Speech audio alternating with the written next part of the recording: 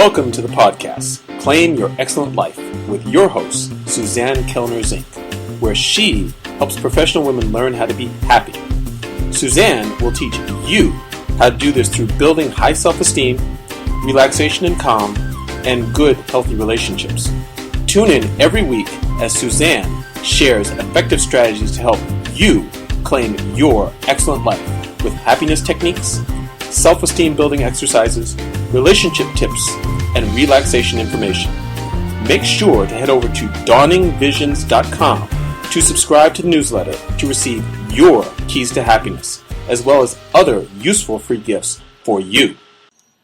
In this episode of Claim Your Excellent Life, we are speaking about being true to your beautiful, authentic self. It's really interesting in life how one can have a conversation with somebody, just yesterday in my case, and then listening to a recording of a podcast on very similar issues that we human beings go through, especially we women. So I was at my Toastmasters meeting for health and wellness professionals, which I truly love. The people there are amazing, doing amazing things. And unlike any other Toastmasters group that I've been to, even the one I loved back in Lexington, Massachusetts, that I was a member of for 6 years, these people are really, truly loving, caring individuals. They've taken a stand in their lives to make the world better for their having been here by becoming healing professionals.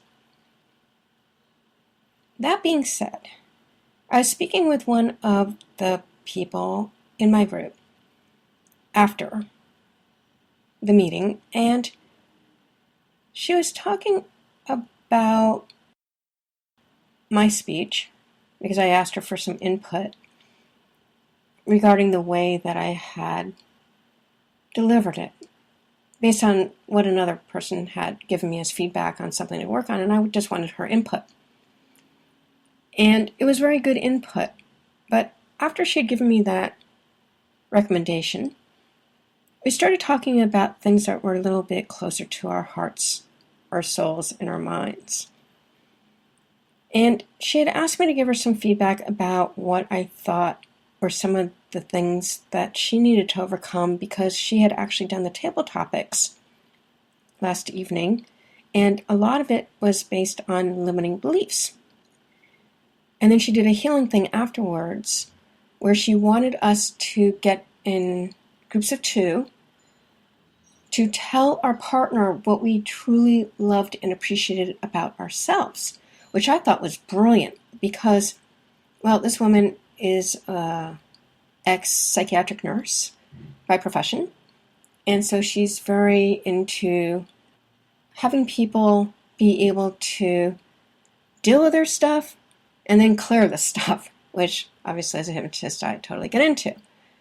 So I gave her some feedback on herself, because one of the things that I've noticed many times whenever I bring up observations about other people where I feel they need to be operating at a different level, and in this case I was talking about the example of my coworkers back in Massachusetts when I was working in supportive housing, who really didn't belong working with the population that we were working with. And in this specific case, I was speaking about my coworkers not being able to notice what was quite obvious to me just with a visual with one of my clients who kept saying he was allergic to medication, and when he looked at him, his lips were blue, his fingernails were blue. He obviously wasn't getting enough oxygenation in his blood. And he was having some kind of medication interaction that was causing this, most likely because he was on several medications, including muscularly given prolixin, which is an antipsychotic. And miraculously, once I got him under the care of another psychiatrist, and the prolixin was no longer given to him, all of a sudden, the blue color went away. Go figure. But what I was telling this woman was that with all the people that worked in that program with me, there were 6 or 7 other people at any given time, and not one of them noticed it. In fact, I had talked to a woman who I had worked with after I'd left that job, after I made sure that that particular client was placed in a different program, where he did indeed do very well, thank God.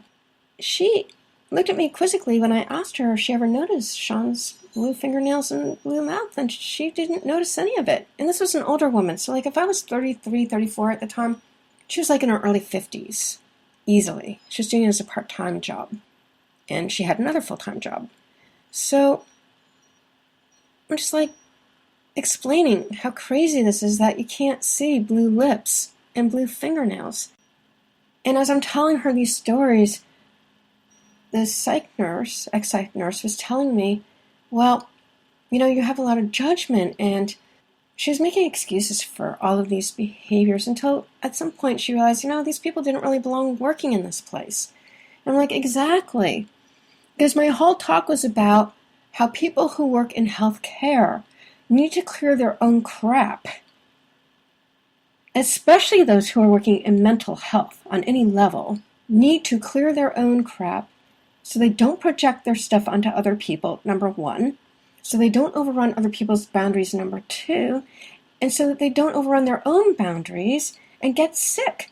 Because a lot of people in healthcare are sick. I look around me, my God. I went to CVS with my landlady. She had a couple of things she wanted to pick up there, and I was driving her. We had just come from breakfast, and they had a minute clinic there. And they asked us if we wanted to get our blood pressure taken and our sugar levels taken and our body mass dealt with. And there were like 5 women there, medical assistant up to doctor, and every single one of them was obese.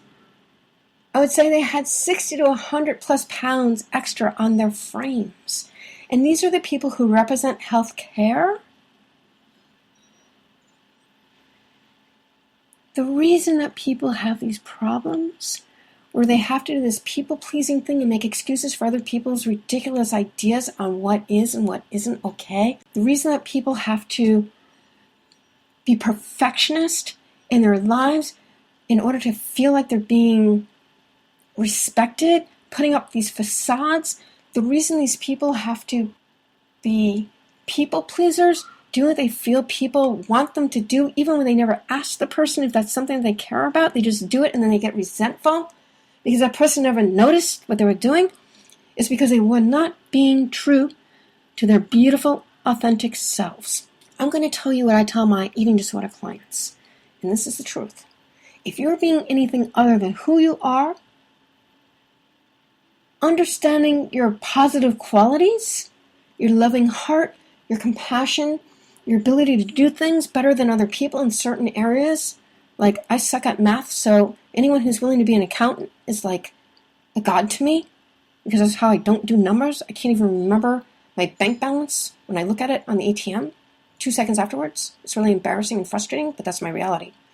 Just as an example, people who are capable of doing amazing athletic things, people who are able to understand other people's pain and be able to help them clear that pain, people who are able to learn things quickly, people who are able to take a cause and really fight for it and affect real true change.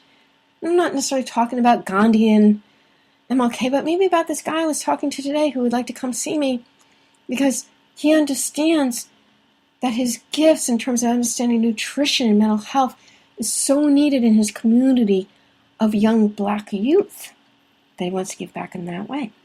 And I applaud him for that. There's so many ways that if we would just sit and allow ourselves to listen to our heart. I just want you to take a moment now. I want you to take a deep breath in and hold it and exhale. And do it again. Hold it and exhale. And I want you to just be quiet for a few moments here. And I want you to get in touch with your heart. That part of you that's your essence, your truth.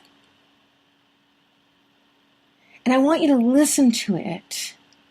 And I want you to let it tell you the things that you're doing that are no longer aligned, or maybe perhaps are never aligned with who you truly are at your beautiful, authentic self level of being. I want you to do this like right now.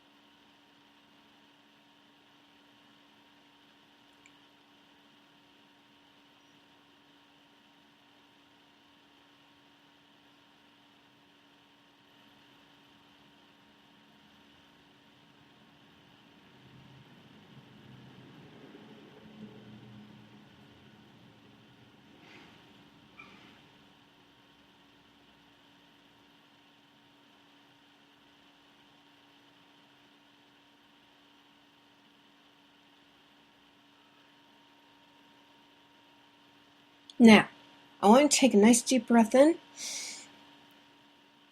Exhale. Now, I want you to think about really clearly inside your soul. And I want you to ask yourself, what are those things that you're doing that have no representation of who you are, what you care about, or what you believe in? And just allow yourself to feel the feelings that come up. Because you're going to feel the disconnect between these things you're doing that don't work for you and who you are truly. So again, I want you to do this like right now.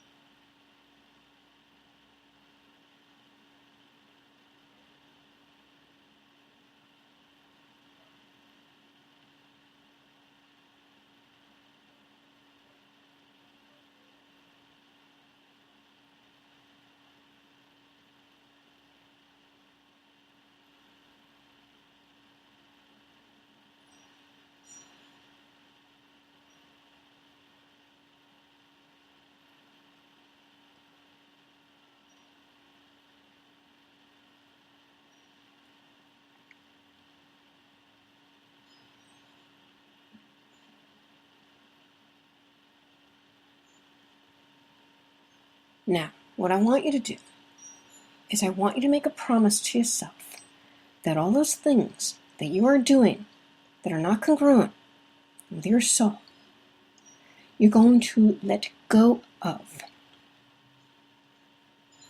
Because until and unless you do that, you're never going to be allowing people to love the true you. Because let me tell you something. It is only when we are being our true selves out there in the world, being true to who we are internally, based on our values, our beliefs, our attitudes, the things that we've learned in our lives, that are our guiding post along our way. The wisdom that we've learned from the people we truly respect, that's another one. Stop worrying about what other people think about you unless you respect them. And only pay attention to those areas of their lives that you truly respect. So, for example, many moons ago, when I got into this world of NLP, I had my NLP trainer up on a pedestal. And that was until he did something that was really damaging to me. He did a few things that were really damaging to me, actually. And in case he wonders why I'm no longer partaking in his trainings, that's why. Because I'm not going to be treated in a hypocritical fashion from someone who tells me that he expects me to behave in a certain way, but he, as a trainer, is not capable of doing it and has a pissy fit because he's tired, or didn't like what I said, or he didn't like the fact that I wanted him to take care of the thing that he needed to take care of in a timely fashion, because he and I both were under a time frame here that it needed to get done. So respect is like something that's earned, and it's something that can be taken away if the behavior warrants it. But the first person that you have to respect is yourself. And the way that you respect yourself is by being authentic to who you truly are, and playing toward those things that you really, truly admire about yourself. What I want you to do now is I want you to imagine yourself in a meadow. There's all kinds of flowers. They're all different colors and shapes and forms. And what I want you to do is I want you to pick one flower. And this flower is imperfect in a beautiful way, of each of the types of flowers that are there in the meadow.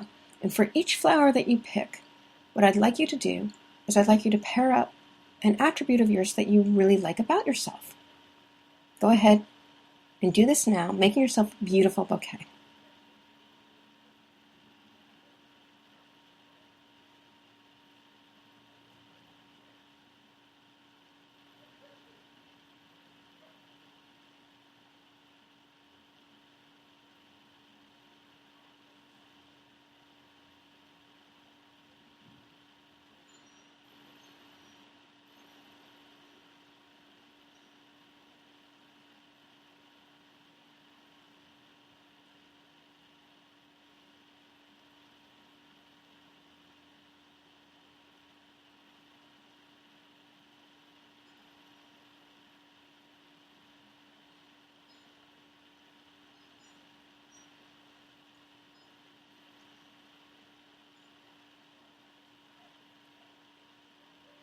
Now, what I want you to do is I want you to take a nice sniff of that beautiful bouquet. Just take in all the different fragrances of these beautiful flowers that you just picked. And I want you to realize that that bouquet represents all those attributes that you have that allow you to know how special and beautiful you are, inside and out. And I want you to go ahead and take another sniff and just really smell it in. Deeper breath. Just smell it really, really, really cleanly and purely. It smells so good. Take a nice deep breath in. Exhale. And one more deep breath. And I want you to know that any time you're feeling like you have to pretend to be someone you're not, anytime you have to people please when you really do not need to, anytime you feel you have to defend somebody else and their incapacity to be doing what they need to be doing as their own authentic selves, or doing something inappropriate, I want you to remember that bouquet and take a deep sniff of those beautiful flowers and remind yourself that the only thing that you need to do in your own life is to be the purest, truest, beautiful, authentic self. That is you. That's it. As always, I thank you for spending your time with me. Until next time.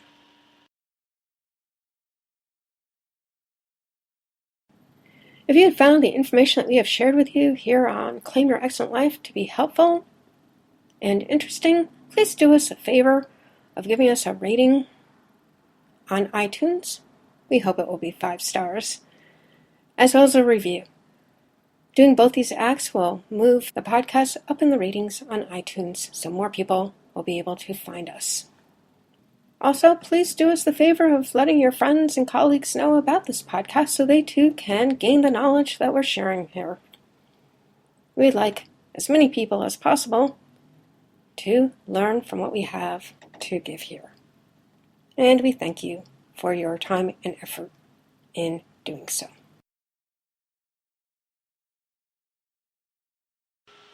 Thank you for listening to the podcast, Claim Your Excellent Life, with your host, Suzanne Kellner-Zinck, where she helps professional women learn how to be happy. Suzanne teaches you how to do this through building high self-esteem, relaxation and calm, and good, healthy relationships. Tune in every week as Suzanne shares effective strategies to help you claim your excellent life with happiness techniques, self-esteem building exercises, relationship tips, and relaxation information. Make sure to head over to dawningvisions.com to subscribe to the newsletter to receive your keys to happiness, as well as other useful free gifts for you.